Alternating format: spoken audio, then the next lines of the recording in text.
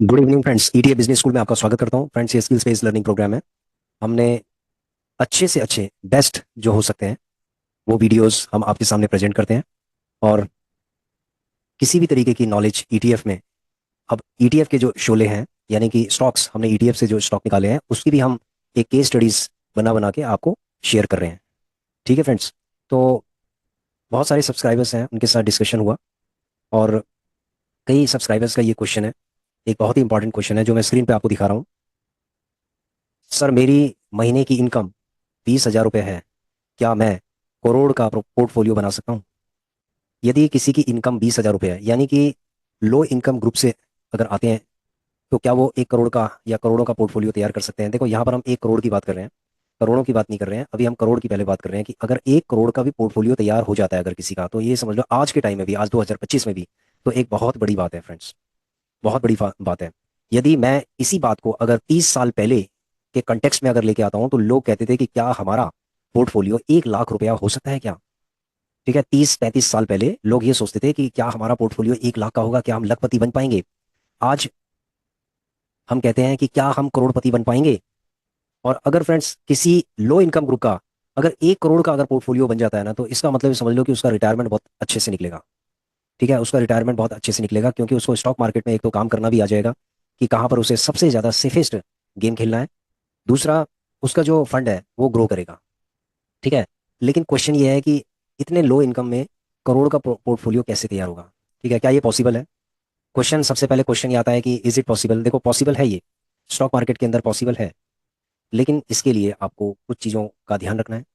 पहली चीज़ ये है कि आपको, अगर आप लो इनकम ग्रुप से हैं, तो आपको बहुत अच्छे से फाइनेंशियल मैनेजमेंट करना पड़ेगा। अक्सर क्या होता है कि जो लो इनकम ग्रुप है ना, उनका फाइनेंशियल मैनेजमेंट बहुत कमजोर होता है। ठीक है, क्योंकि हम भी इसी दौर से गुजरे हैं, लो इनकम ग्रुप से। तो हमारा जो फाइनेंशियल मैनेजमेंट होता है ना, लो इनकम ग्रुप में बहुत ही वर्स्ट होता है। मैं पुअर नहीं कहूँगा, मैं पुअर से भी नीचे कहूँगा, वर्स्ट होता है। क्योंकि जब लो इनकम ग्रुप होता है ना, तो वहाँ पर क्या होता है कि हम बहुत सारे इमोशंस हमारे चारों तरफ घूमते रहते हैं। और हम जहाँ भी होता है ना, हम खर्चा करना स्टार्ट कर देते हैं, अननेसेसरी एक्सपेंसेस करना स्टार्ट कर देते हैं। बहुत सारे एक्सपेंसेस ऐसे होते हैं कि जिनको हम रिकॉर्ड नहीं कर पाते। और उसके बाद हमारे पास क्या बचता है? जीरो बट्टे जीरो। ठीक है, हमारे पास बिल्कुल, ये समझ लो हमारा अकाउंट बिल्कुल सन्नाटा होता है हमारे अकाउंट में, कि पैसा आया, सैलरी का पैसा आया, उसके बाद वो गायब हो गया, पता ही नहीं चलता उसका। तो फ्रेंड्स, यहाँ पर आपको फाइनेंशियल लिटरेसी की नॉलेज होनी चाहिए पहले। यदि आप फाइनेंशियल लिटरेट हैं, ठीक है, मैं आपकी ग्रेजुएशन के बारे में नहीं कह रहा हूँ कि आप ग्रेजुएट हैं, आप इंजीनियर हैं, आप जो भी हैं, एक्स वाई जेड, आपने बीए किया, एमए किया, जो भी किया आपने। मैं आपकी एकेडमिक एजुकेशन की बात नहीं कर रहा हूँ। मैं आपकी फाइनेंशियल लिटरेसी की बात कर रहा हूँ, फाइनेंशियल एजुकेशन की बात कर रहा हूँ। कि फाइनेंशियल एजुकेशन में पहले बेसिक चीज़ों को समझो कि लाइबिलिटीज़ क्या होती हैं, एसेट्स क्या होते हैं, एक्सपेंसेस क्या होते हैं, प्रॉफिट क्या होता है, लॉस क्या होता है। फिर उसके बाद है कि जो कैलकुलेशंस होती है उसको कैसे करते हैं, परसेंटेज कैलकुलेशन कैसे करते हैं। बहुत लोगों को परसेंटेज कैलकुलेशंस का समझ में नहीं आता। देखो, फॉर एग्जांपल, यदि आप ए जगह से बी जगह जा रहे हो, ठीक है, अगर आप ए जगह से बी जगह जा रहे हो और आपने सपोज, आपके पास 3 ऑप्शन है ट्रैवल के। पहला ऑप्शन है आपके पास ऑटो, दूसरा ऑप्शन है आपके पास मेट्रो, और तीसरा ऑप्शन है आपके पास बस। बस का किराया है 30 रुपये, ऑटो का किराया है 150 रुपये, और मेट्रो का किराया है 40 रुपये।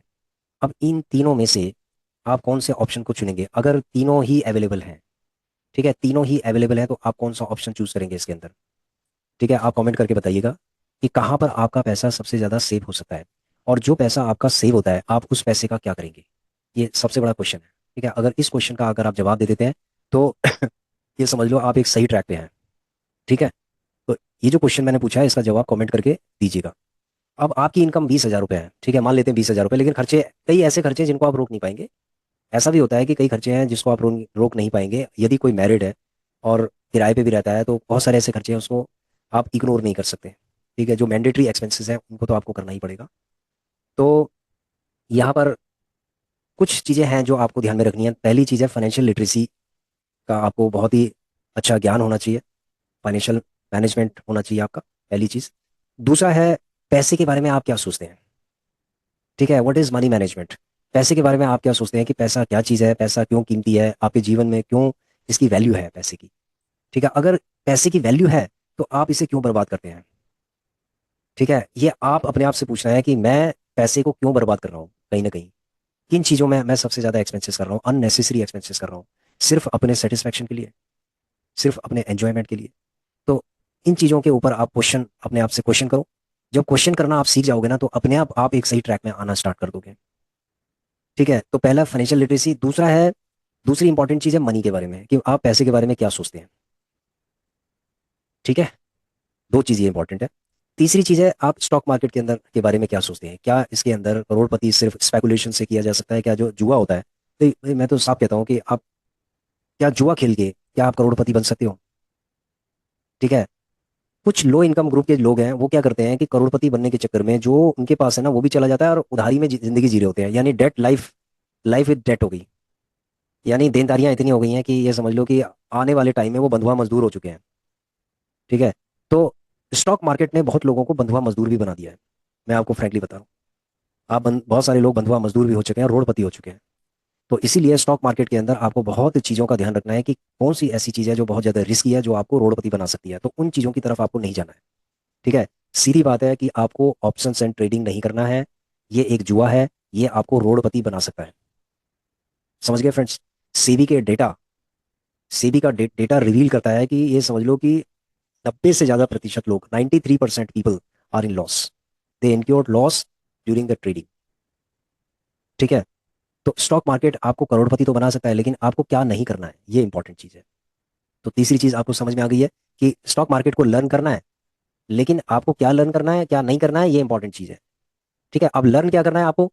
आपको लर्न करना है स्टॉक्स के बारे में। ठीक है, उसके फंडामेंटल के बारे में, उसके बाद उसके टेक्निकल एनालिसिस के बारे में। ये सारी चीज़ें आपको स्टडी करनी है।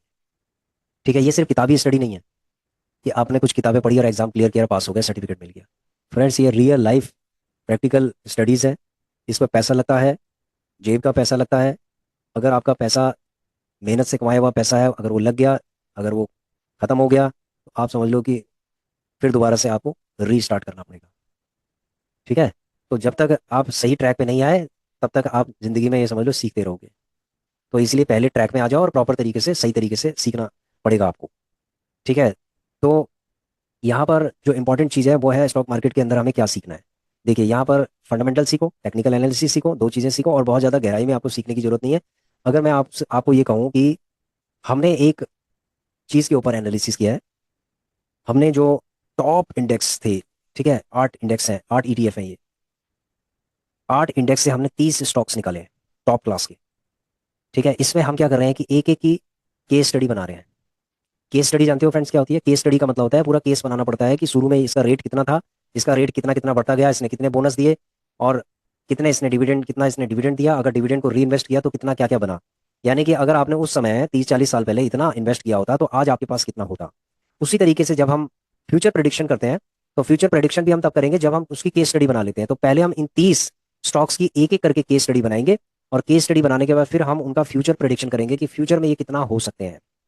ठीक है, वैसे मैंने एक नॉर्मल तरीके से फ्यूचर प्रेडिक्शन कर लिया है, वो भी मैं आपको इस वीडियो के अंदर दिखा देता हूँ, ताकि आप इसको ध्यान से समझ सको कि भाई एक एक जो गरीब आदमी है ना, वो भी करोड़पति बन सकता है स्टॉक मार्केट के अंदर। लेकिन उसको सबसे पहले जो चीज़ें ध्यान में रखने वाली चीज़ें हैं, उसको ध्यान में रखनी है। समझ रहे हो फ्रेंड्स? ठीक है, तो तीन चीज़ें क्लियर हो गई स्टॉक मार्केट। चौथी चीज़ ये है कि आपको अगर मार्केट के अंदर अगर आप काम कर रहे हैं, फंडामेंटल और आपको टेक्निकल नॉलेज पता चल गई, सब चीज़ें पता चल गई स्टॉक मार्केट के अंदर, बेसिक नॉलेज आपको हो गई है। उसके बाद है psychology, mind set psychology. Psychology आपकी होनी चाहिए लॉन्ग टर्म के लिए, यानी कि आपको 30 साल के लिए सोचना है।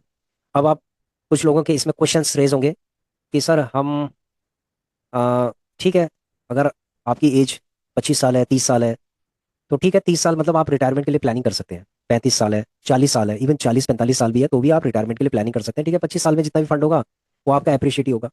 ठीक है, और कुछ स्विंग ट्रेडिंग करके आप अपने खर्चे भी निकाल सकते हैं 40-45 साल के बाद। आपको देखो, अगर आपकी उम्र कम है, सपोज आपकी उम्र 20s में है, तो आपको पैसा कम लगाना है। समझ रहे हो फ्रेंड्स? आपको पैसा कम लगाना है क्योंकि आपके पास समय बहुत ज्यादा है। फिर आपका जब समय कम होता जाएगा तो आपको पैसा ज्यादा लगाना पड़ेगा।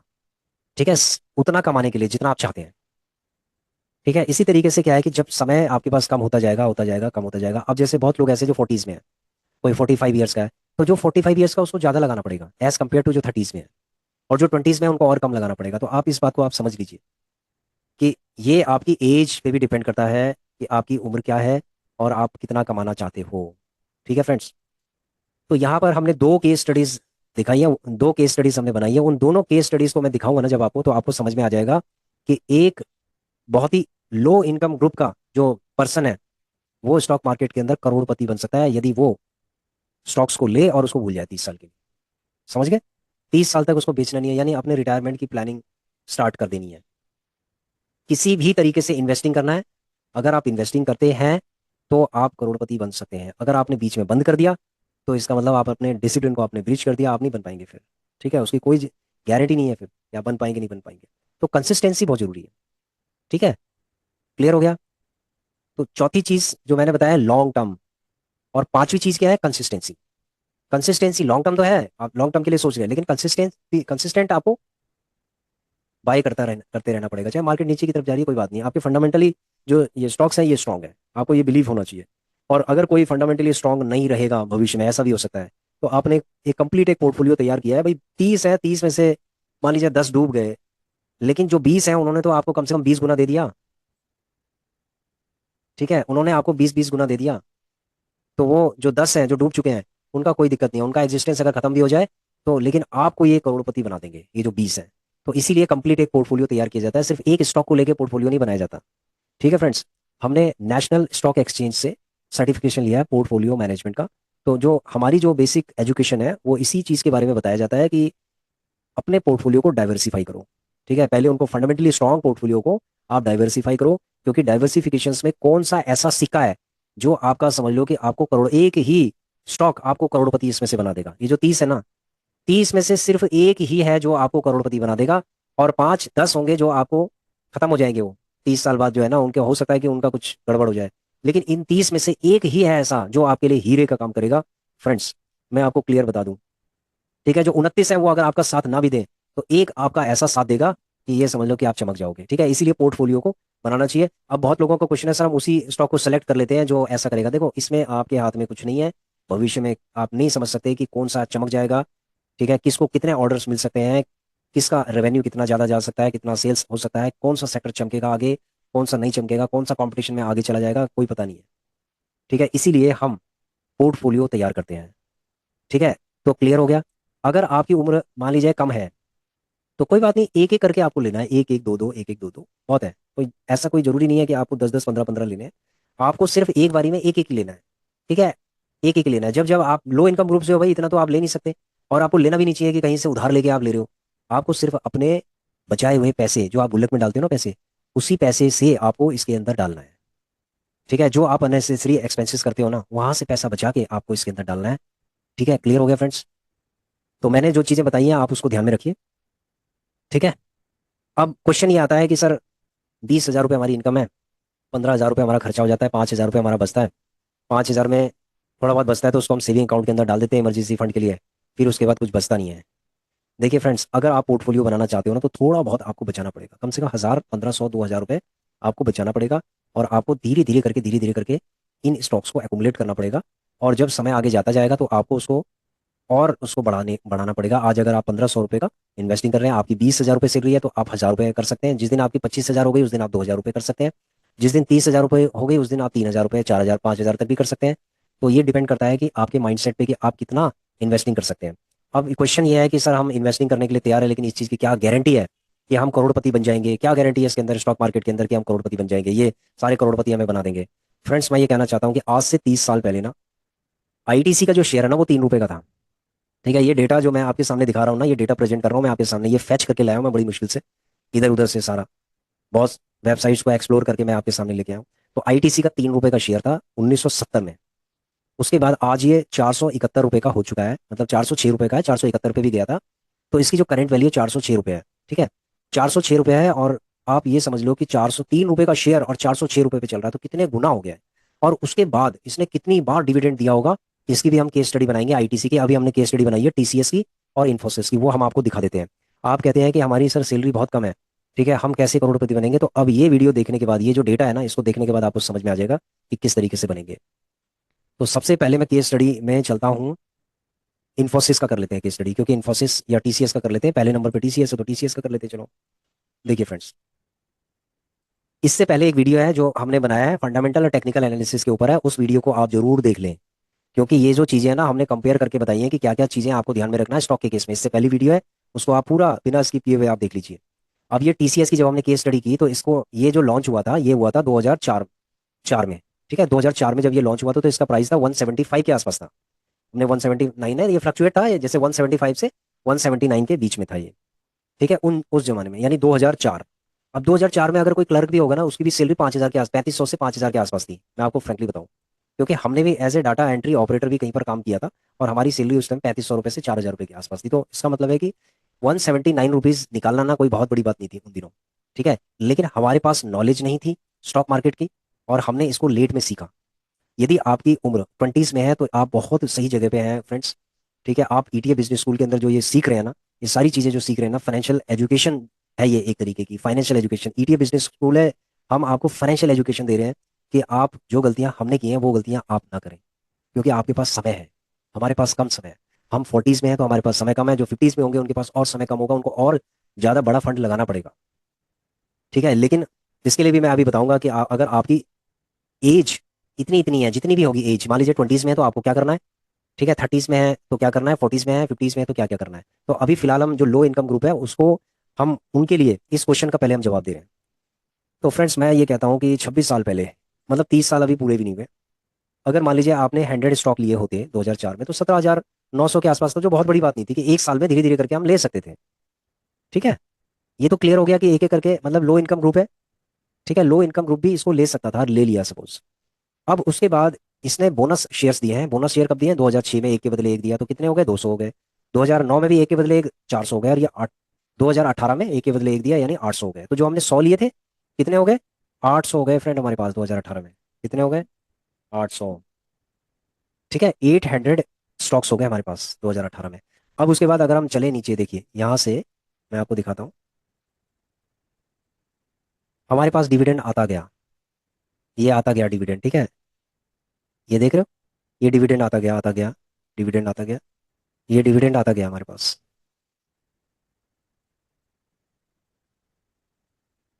ठीक है,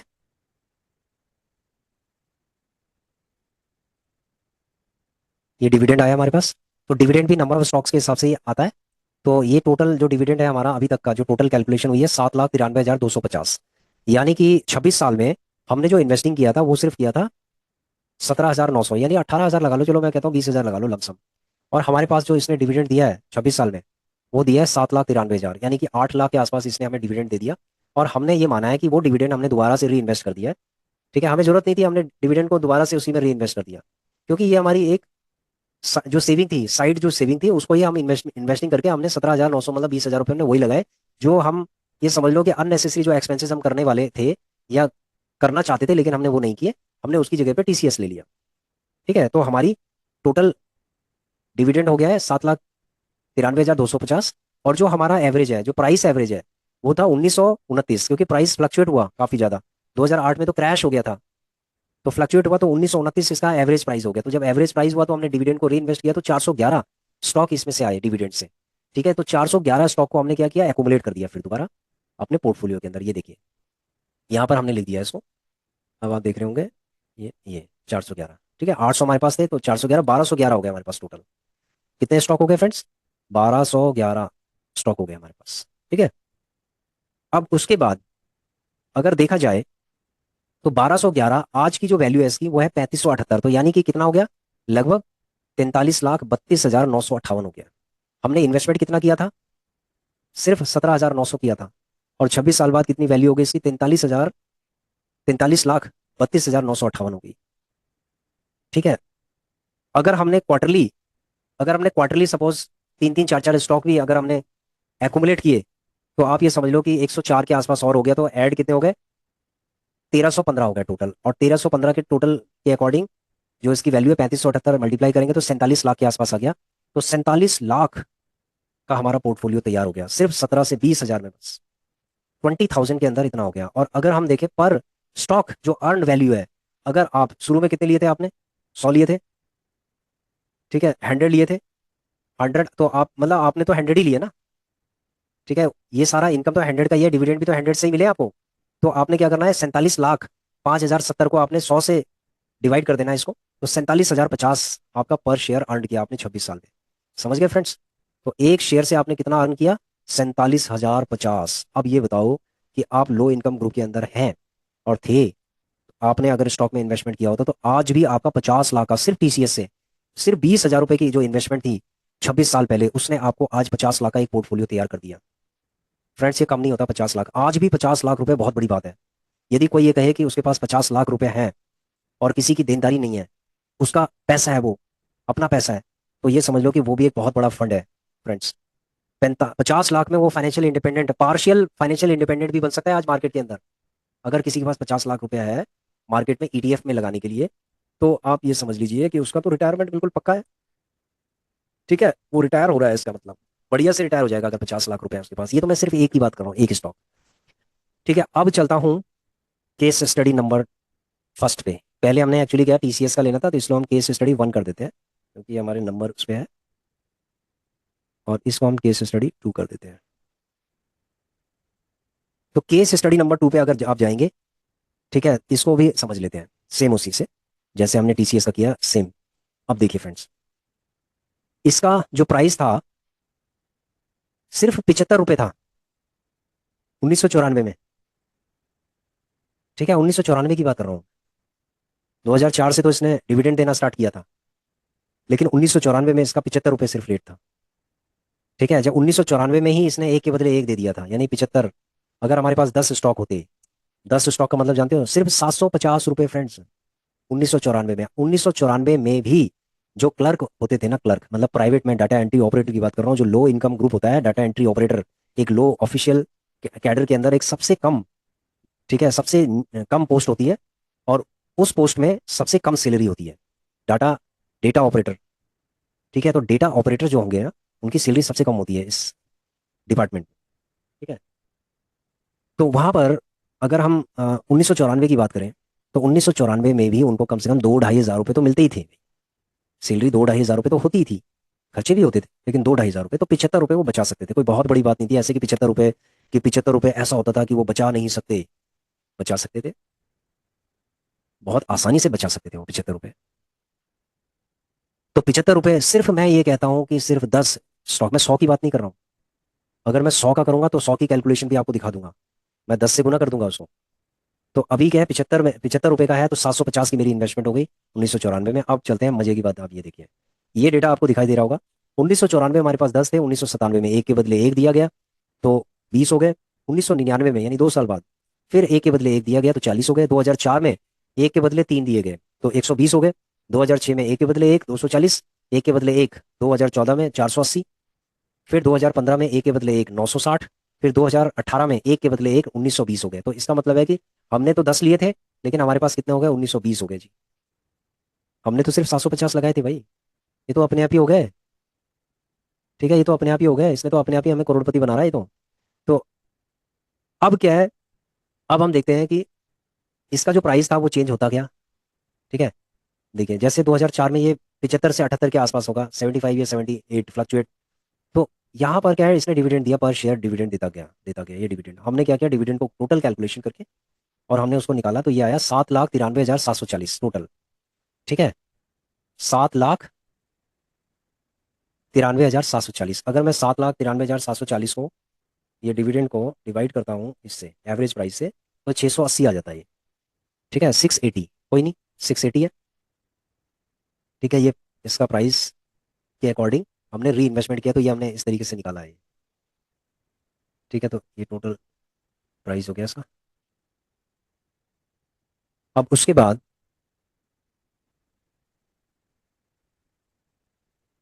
1180।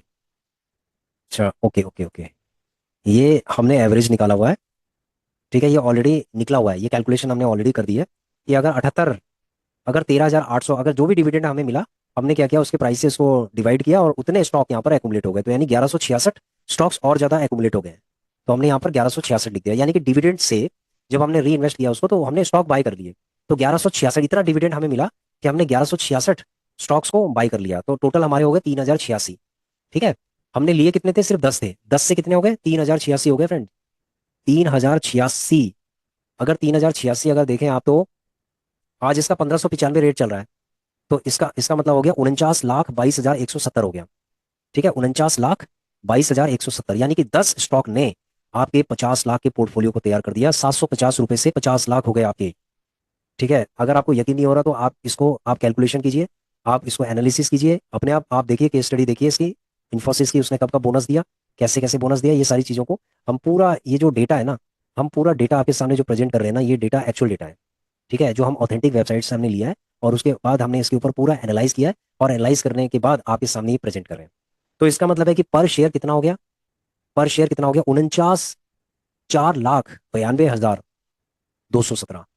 अगर पर शेयर यहाँ पर कितना, 75 रुपए का पर शेयर था, एक शेयर 75 रुपए का था, 75 रुपए की जगह कितना हो गया, 4,92,000 हो गया सर। आप ये बताइए कि कितना गुना हो गया जी ये, बताओ कितना गुना हो गया। आप इसको मतलब कल्पना भी नहीं कर सकते, इमेजिनेशन भी नहीं कर सकते आपकी कितना गुना हो गया। आप स्टॉक मार्केट के अंदर है ना, बस आप देखते रहते हैं स्टॉक मार्केट को कि क्या चल रहा है, चार्ट चल रहे हैं, चार्ट वगैरह, आप डेटा को एनालिसिस करो ना, आपको पता चलेगा कि क्या चीजें हो रही हैं। तो कितनी तगड़ी कंपाउंडिंग हो गई कि कोई भी 75 रुपए का अगर एक स्टॉक है, उसने आपकी जो वैल्यू है उसको 4,92,217 कर दिया है। ठीक है, तो ये है पावर ऑफ कंपाउंडिंग। तो ये हो गया आपका इन्फोसिस का। तो अब ये बताइए कि यदि आप लो इनकम ग्रुप से हैं, यदि आप लो इनकम ग्रुप से हैं और आप धीरे धीरे करके अगर आप एक्यूमुलेट करते हैं, तो क्या आप चीज़ों को आप समझ नहीं सकते कि भाई ये चीज़ें आगे जाके किस तरीके से कंपाउंडिंग हो रही है। आप समझ सकते हैं इन चीज़ों को। ठीक है, तो इसके लिए आपको करना क्या है, एक डीमेट अकाउंट खुलवाना है, एक डीमेट अकाउंट आप खोलिए। ठीक है, डीमेट अकाउंट भी ऐसा खुलाना है कि जिसमें ब्रोकरेज जीरो हो और एएमसी जीरो हो। ऐसा ना हो कहीं की बात एएमसी भी दिए जा रहे हो और ब्रोकरेज भी आप दिए जा रहे हो, तो ब्रोकरेज जिसके अंदर जीरो होगी और एएमसी भी जीरो होगी, ऐसे आपको चूज करना है। तो हमने लिंक दिया हुआ है आपको एम स्टॉक का, आप उस लिंक से भी, यदि आपके पास नहीं है तो आप खुलवा सकते हैं, यदि है तो कोई दिक्कत नहीं है। ठीक है, तो उसके वॉच लिस्ट में ओपन करने के बाद उसको, उसके वॉच लिस्ट में आपको ये सारे जितने भी 30 ईटीएफ, 30 स्टॉक्स हैं, ईटीएफ के शोले, इनको आपको वॉच लिस्ट के अंदर डाल देना है। ठीक है, वॉच लिस्ट में डालने के बाद आपको टीसीएस का हमने केस स्टडी बता दी है, इन्फोसिस की हमने केस स्टडी बता दी है, आईटीसी, एसबीआई, ये सारी 30 की 30 केस स्टडीज आपके पास आएंगी। ठीक है, ये 30 की 30 केस स्टडी इस चैनल में आएंगी, ईटीएफ बिजनेस स्कूल के अंदर आएंगी, और आपको बिल्कुल दिखाई देंगी जैसे टीसीएस और इन्फोसिस का हमने केस स्टडी किया है, इसी तरीके से इनकी करेंगे। और फ्यूचर वैल्यू भी बताएंगे कि टीसीएस की फ्यूचर वैल्यू कितनी हो सकती है, इन्फोसिस की भी फ्यूचर वैल्यू बताएंगे। पहले केस स्टडीज इनकी कर लेते हैं, उसके बाद इनकी फेस फ्यूचर वैल्यू बताएंगे। फ्यूचर वैल्यू बताने के साथ साथ हम ये भी बताएंगे कि किसमें, अगर आपने इस स्टॉक के अंदर आपने इतने स्टॉक अगर लिए, तो फ्यूचर में यानी 30 साल बाद वो उसकी वैल्यू कितनी हो सकती है, हम प्रेडिक्ट भी कर सकते हैं। ठीक है, तो जब ये 30 के 30 हम प्रेडिक्ट कर लेंगे, तो आपको अपने आप कैलकुलेशन आप अपने आप कर सकते हैं कि कितने साल के अंदर आप करोड़पति बन सकते हैं। ठीक है, अपने आप कैलकुलेट कीजिए कि कितने साल में आप करोड़पति बन सकते हैं, आप बन सकते हैं या नहीं बन सकते। मैंने दो स्टॉक्स की केस स्टडी कर ली है, अब मैं तीसरे की करूंगा, आईटीसी की, फिर एसबीआई की करूंगा, फिर हिंदुस्तान यूनिलीवर की करूंगा, एचडीएफसी बैंक की करूंगा, आईसीसीआई बैंक की करूंगा, रिलायंस इंडस्ट्रीज की करूंगा, भारतीय एयरटेल की करूंगा, एलटी की करूंगा, power grid corporation of India limited की करूंगा, एनटीपीसी की करूंगा, भारत इलेक्ट्रॉनिक्स की करूंगा, ओएनजीसी की करूंगा, कोल इंडिया की करूंगा, बैंक ऑफ इंडिया की करूंगा, पंजाब नेशनल बैंक की करूंगा, कैनरा बैंक की करूंगा, यूनियन बैंक ऑफ इंडिया की केस स्टडी करूंगा, इंडियन बैंक की, इंटर ग्लोब एविएशंस की, Zomato, Jio Financial Services, HAL, Hindustan Aeronautical Limited, Vedanta, Mahindra and Mahindra, Tata Motors, TVS Motor Company, Bharat Forge, Balkrishna Industries. इन 30 की पहले मैं केस स्टडी करूंगा, आपके सामने प्रेजेंट करूंगा, आपको खुद कॉन्फिडेंस आ जाएगा कि भाई वास्तव में हम बन सकते नहीं बन सकते, लेकिन 30 साल का होराइजन आपके पास होना चाहिए। ठीक है, तभी आप बन सकते हैं। ठीक है फ्रेंड्स, तो आशा करता हूँ कि फ्रेंड्स आप ही समझ में आ गया होगा, इस क्वेश्चन का जो जवाब है आपको ऑलमोस्ट मिल गया होगा। लेकिन प्रोसेस क्या है, प्रोसेसेस जो होंगे वो आपको वीडियोस में आगे मिलते जाएंगे जब जब आप केस स्टडीज करेंगे।